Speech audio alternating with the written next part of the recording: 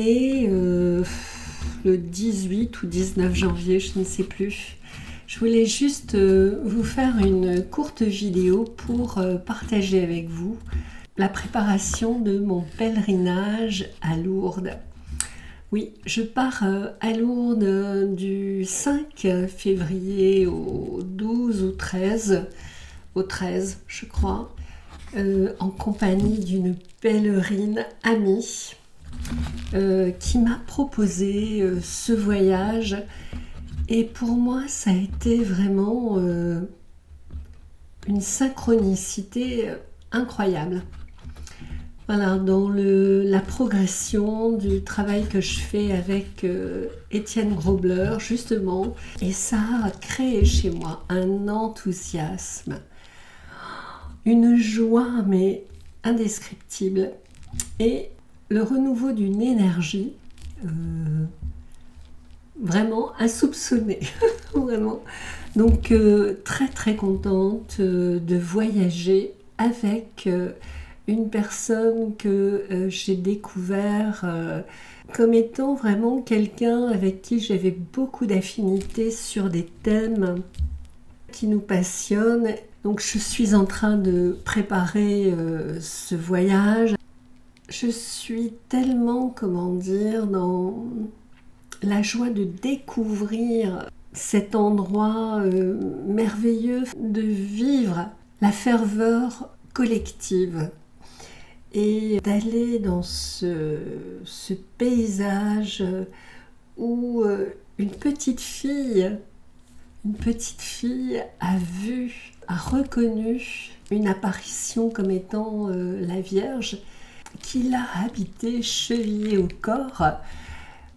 Et j'ai lu des écrits justement là-dessus où cette petite Bernadette, elle disait à l'artiste qui devait créer la statue, qui lui demandait un avis et lui dire si ça ressemblait à l'apparence de la Vierge qu'elle avait vue.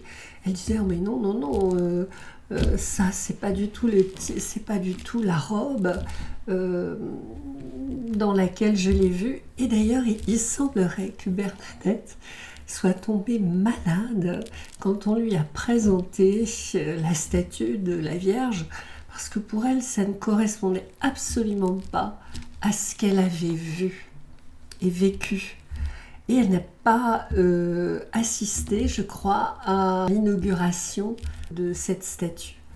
Donc, aller dans cet endroit et y faire une retraite, puisqu'en fait, on va y rester une bonne semaine. Sur place, on va loger dans un couvent qui jouxte le site, d'être immergé, voilà, en retrait de ma vie pendant un temps dans cet univers de ferveur, donc jusqu'à la fête de l'apparition de la Vierge.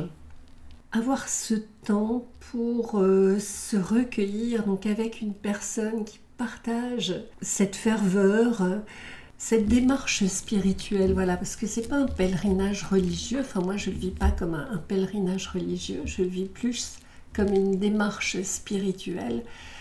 Dans cette démarche, en fait, qui pour moi est une démarche de recentrage de ma raison d'être. Et ça fait partie aussi de ce dépouillement pour moi. Voilà, il y a comme ça un travail de dépouillement, mais qui s'est fait sans que je le veuille réellement. Il s'est fait voilà, naturellement, comme une maturation. C'est vraiment, quand j'y réfléchis, c'est vraiment curieux. Ça éclaire également ce que je vis par ailleurs dans ma vie de manière lumineuse. Enfin, lumineuse, pas dans le sens je ne suis que lumière et j'évacue ma dualité, non, mais vivre dans l'acceptation et dans la lucidité, dans l'amour, voilà. Vivre, oui, de manière lucide et aimante des choses qui sont pas simples, mais en continuant d'avancer et de ressentir davantage encore qui je suis. Donc vraiment, pour moi, c'est une période de ma vie très importante. Et pour en revenir donc à ce pèlerinage donc à Lourdes, mon travail de pèlerine, ça a été aussi de construire ce chapelet que je vais vous montrer de plus près. Construire ce chapelet pour aller donc à ce pèlerinage. Et donc, eh bien, il y a eu le choix des perles qui a été quelque chose d'important. Il y a eu la confection, la préparation du chapelet, et puis la réalisation, et tout ça dans un état de sérénité, de tranquillité aimante, quoi. C'était vraiment, c'est vraiment très chouette. Donc je vais vous le montrer de plus près. Et puis si jamais vous avez envie d'en faire un,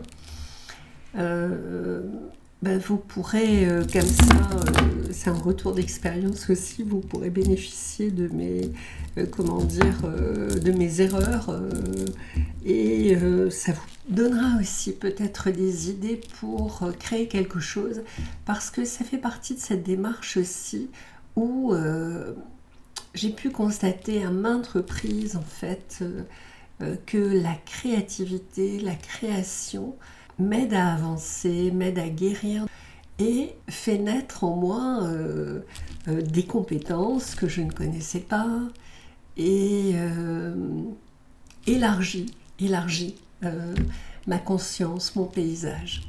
Je vous montre ça tout de suite. Alors voilà, je vous montre mon chapelet.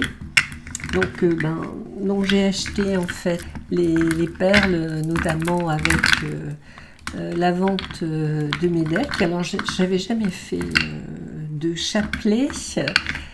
J'ai choisi, comme vous le voyez, d'aller du plus sombre au plus clair, parce que pour moi ça signifie partir par exemple de la division pour éclaircir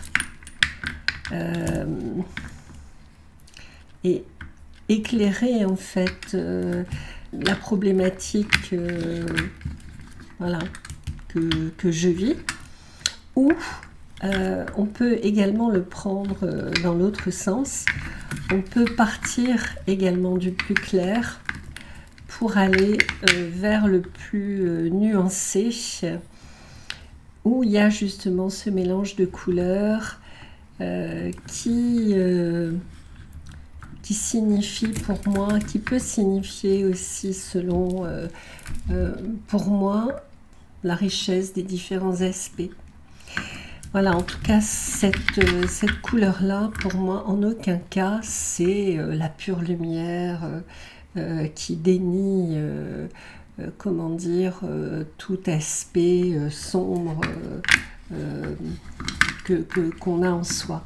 Et donc, pour moi, j'ai cherché en fait à mettre dans ce chapelet le mariage, le mariage des couleurs, pour parvenir à ce hieros gamos mystique, également psychologique, symbolique, et puis ce hieros gamos de Marie dans ses différents aspects avec le Christ.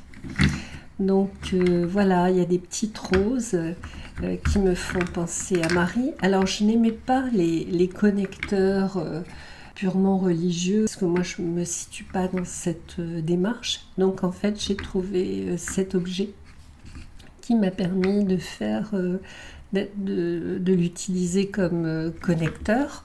J'ai pris cette croix-là parce que je voulais donc me détacher toute église. C'est vraiment pas mon état d'esprit.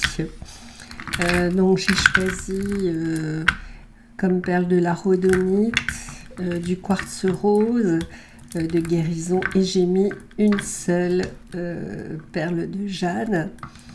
Alors ma difficulté pour la réalisation de ce chapelet, qui n'en est pas un, mais qui en est un quand même, ça a été les nœuds. Les nœuds, c'est vraiment quelque chose de difficile à faire.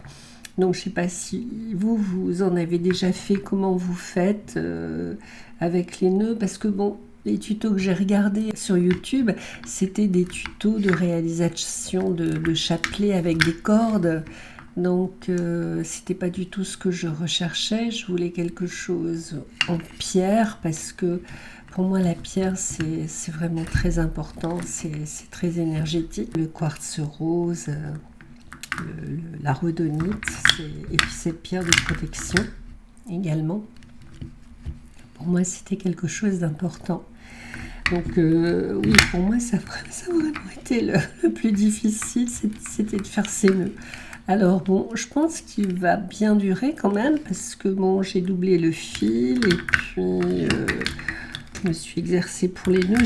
J'ai trouvé une technique en fait pour rajouter, sur le fil, un autre double fil, le nouer avec une aiguille, à la manière dont sont présentés les nœuds, mais avec une aiguille que j'ai ensuite repassée dans les perles. Alors, je suis contente en fait d'avoir réalisé ça. Pour moi, ça fait partie de mon travail d'intention. C'est quelque chose qui me correspond. C'est pas quelque chose que j'ai acheté tout fait. Je l'ai fait moi-même avec mes petites mains.